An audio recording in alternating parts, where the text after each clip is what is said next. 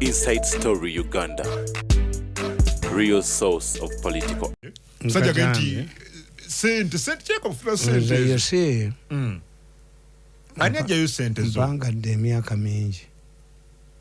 That's why I'm very worried. Omuntu wazala abaana nga bafa beegaya. Olulaba omwana wo nga yeegaya. Oyinza n'obuta omutwala mu ddwaliro. When I look at history, Uganda has suffered. Why? Succession battles. And I've written much about succession. When one listens to this tape, recorded tape, he may think that I'm supporting the one who is speaking. But at the end, he castigates me. And the money we're talking about, I don't get it. What is my interest? I don't believe that in you, apart from Miso, that has this technology. Era nabo bewunya nti hatukwata hatya.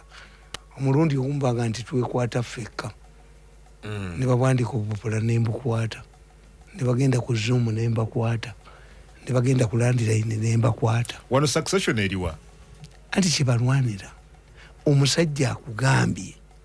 Kubanga the problem is njagala mbibaleetere. The fake tape reflects a person who is very bitter. That was almost arrested, but an equally powerful force went and instituted him. Where are we going? Are we going to an coordinated troop movement? Is a Muwanga Negundi? Is a Bacholi? Mami Tamale, is the succession war real? Yes. Nzeka nyini abasajja abo babateza. Mbawereza message. I participate with them. Kubamba laba kubiwa. Otesa nabo? On video. Nakati mbawereza message. Mbamba laba. They meet every day. Do you people save us from this, from chaos? Allow everybody who wants to be president to campaign freely. Don't think nti onomukodimi wa president ebyo ba spin doctors. The moment you say ti buli muntu yenna mu ggwanga ayagala oba president yajeyo empapula era atandike, because we are lucky. The president threw a corpse and the cannibals came out. Yatandika ale. Museveni provoked the opposition into another election as if we are going there tomorrow. Kubanga aina advantage. Ti Museveni yajawo 75-year cup. He is a coach player. Bwe batawana ikayingira. Yes. Sawa chiyingira. Ikisawa chiyingira, we are safe. If you fail, Kalasa Bwala yalimu. Kalasa Bwalia. Yes. We are safe. Kakati mbagamba. Gwalaba emikolo ya muhozi njigendako. Anakulebe kuguno kuka. First of all, I know I'm his supporter. He knows me. No question. He knows me. When a child resembles his father, cannot be taken to any You cannot go to Museveni and tell him that Mirundi supports opposition. He has suffocated me for 9 years. Kuba mwena lemu. Kutwali munsi ubatu kama ngante. How do we test an enemy? Nabajasiba ulutwane babitegeera. Nabajasiba ubote. Bwe bakwatanga ne mundu nga bakajipange. Bakwatanga okutegeera omuyekera. Nga baga ntipange mundu. Kati omusiru nga ajipanga. Kabategeera. Nabagamba omusajja yefuula kasiru n'ayita kwasiba omusolo namugamba wamwega kasiru genda mwebale nnyo bassebo kubanga yali tamanyi ti must play that role of kasiru sirawutu tie omusajja omugamba nti batule yafa ate bwaba nosindikayo omukazi wakuule lwaki abamuyingiza loginola y'enduulu. If he is an important man, you should be satisfied that nothing is going to happen. Kakati tempapulira. Every intelligence organization can have this information. Even if they have it, the president, the man is bitter. This is a fake tape. Very bitter. Nayo jamuchi. The gist of the discussion. Somebody is discussing with him. And in these days, they praise me. Everybody in their meeting says, I'm a highly intelligent man. You hear him, that the president told him, don't antagonize. Toine kyogenda mukola. Nze mumya nabala tibanjoze bansi ndikidoli. Bwe baba wali wayagala okuni. President's office Wagana. I refuse to go there. Nababalira emyaka 10. Nentegeera nti in every 10 years the political dispensation changes. In every 50 years society changes. The Rwandese went back after 50 years. The people of Benghazi came to Tripoli after 42 years. Germany united after 50 years. The Soviet Union collapsed after 70 years. Then the Russian Federation is going to collapse. Putin. Yes. Kati nze politics mumanyi. Kati nkugamba.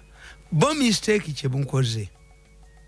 What these people abalwanira obusika mistake ze bakoze ziriezi. Next time ngenda kuleeta akatabo kange rules and principles of succession nakawandika mu 2011 rule nga mbategedde bambabazi baani bonna ninga kanyamba abantu bano nasoma political science. Rules katika nkubuulire bano ekibalimi kyonna kiri kimu. If you don't understand how things work, you make very big mistakes. One, if you want your daughter to become a Catholic nun, you cannot allow her to engage in sex. That is known. Omuwala amaze okuzaalako tasobola genda mu bunnaddiini. Kikwatagana kitane ebiriwo. Anti singa balanga kati tuwagala bank manager nga wa Bachelor of Commerce abasoma arts abaisole basaba. Yes, it is a failure to understand. To succeed the president, to be a successor, weetaaga ki? Kuba tulina amakubo mangi. Are you going to stage a coup? Are you going to stage a revolution? No, an orderly succession. And we have two scenarios where the incumbent is in charge, like Museveni. Museveni is in charge to choose a successor and influence a successor. Two, where the incumbent does not have a scenario where an incumbent cannot choose a successor. Abantu bayise mu luguudo gwe toyogerwako. Yes, katulina scenarios ibiri. Two, what are the catchment areas of a successor? One, the first family. Two, opposition. Three, unknown. So look over anywhere. Yes. Kakati gwogwawa. Okay. Yes. Nze waffe. President ali mu position of choosing his successor. Museveni is in charge. Why I have told you that once the 75-year cap was removed, it gave Museveni a chance to become a coach player. Akibalekera mukiyiwa nga ajja. Tewaliwo term limits, tewaliwo age limit. And I can tell you, Kenyatta became the Prime Minister of Kenya at the advanced age of 75. Kibaki became the President of Kenya at the advanced age of 77. Ronald Reagan became President of America at the advanced age of 75. Babuza Clinton, nti, what are you commenting on the age difference between you and Senator McCain? Bill Clinton was 45, McCain 75. Nambuza ntichi. Yabaga nti no, the age difference does not matter. What matters is the ideas one has for America. Oh. Senator McCain was 78. The man during the crunch, the man who restored the Italian economy was Professor Napoleano, 95 years, Birmingham University. The man who made the foundation of China, apart from Mao, Deng, was 85. So Mama Museveni China opportunity. Okay. Atafe mu byofuzi batugamba. Leaders become pragmatic in old age. Omusota omukadde ye nalongo okuluzi. Wama nalongo da kunkomanse n'amazzi kuba tegukyabojja tegukyatya abantu. Do you believe eyanga Nyerere could have accepted to step down? Do you believe eyanga Kaunda Kenneth would have accepted a humiliating defeat on Chiruba? Eh? Yes. Do you believe eyanga Kamosi Banda in Mwanzi in Pologoma would have considered defeat? Leaders become pragmatic in old age. Museveni bwe yagamba lwaki abasibe bwe basalira ogw'okufa bali emmere yange akalabba kaali kasirika dda omusajja atta abantu kalabba abajjinja ne bamuleeta nze nategeera nti agenda kuwanika. Museveni yawanika Kasimu Obula, yawanika Sibirungi, yawanika nani omulala. Has he, at the age of 43, has Museveni ever done it? No. He plays around with the Nasulu. Amukona ku lubuto. Nasulu. Olubuto lulimu ebiwuka. Bagundi bano muhikirwa atola abatadde. Gundi ani Lwakasisi is a senior advisor to Museveni on security.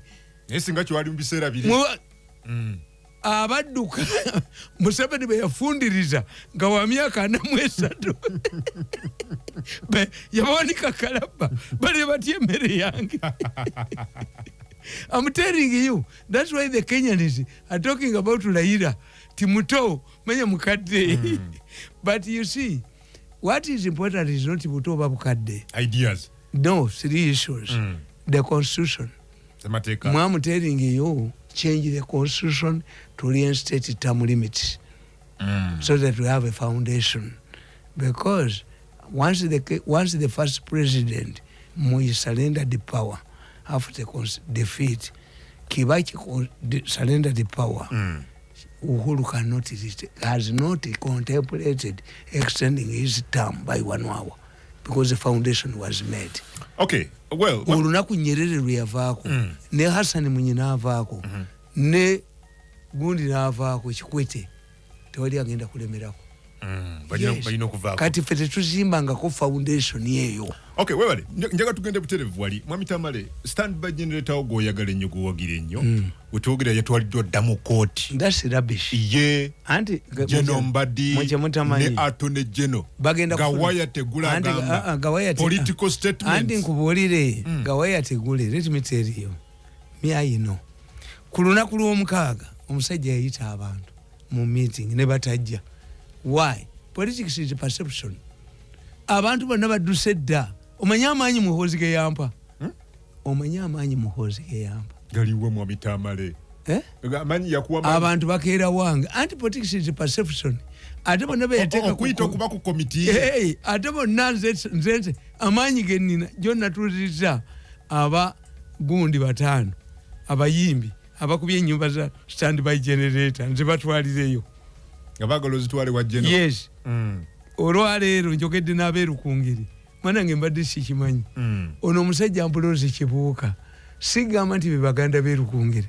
Mukatuliki Ambulozi Kibuuka lya mujulizi. Oh.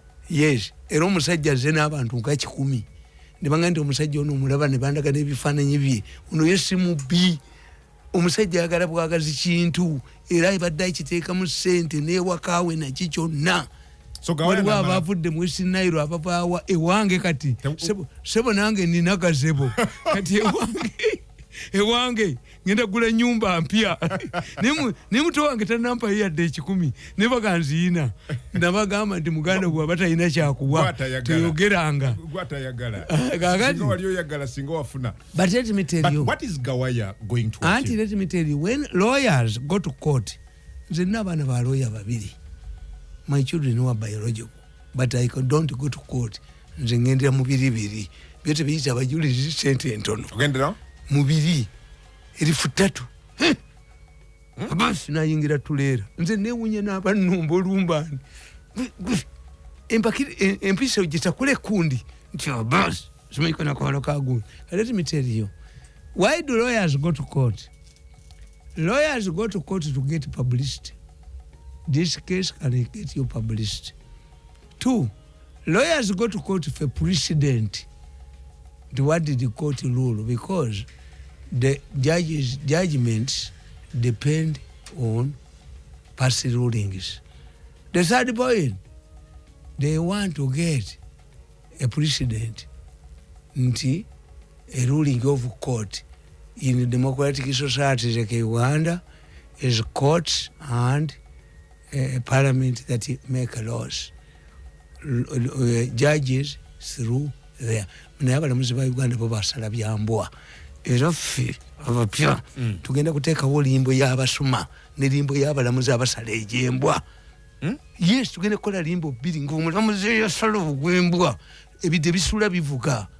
Ebidde limbo tewali kwebaka.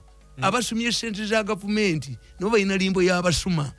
Empingo 10 oba ba milioni 10 empingo kabuli yeberako empingo 10 abaana ne bajja ne balambula batyo obusuma n'obujozi. Tugenda kukola limbo y'abasuma ne limbo y'abalamuzi abasala ejembwa. This is how we are going to shape society. Abantu batye kubanga nakugana the Chinese are protecting their money. How? They have 3 methods. They maroon you on an island. Nobody has ever come from that island. 2, life imprisonment. 3, shooting, public execution. That's why African leaders are flocking to China. 3 issues.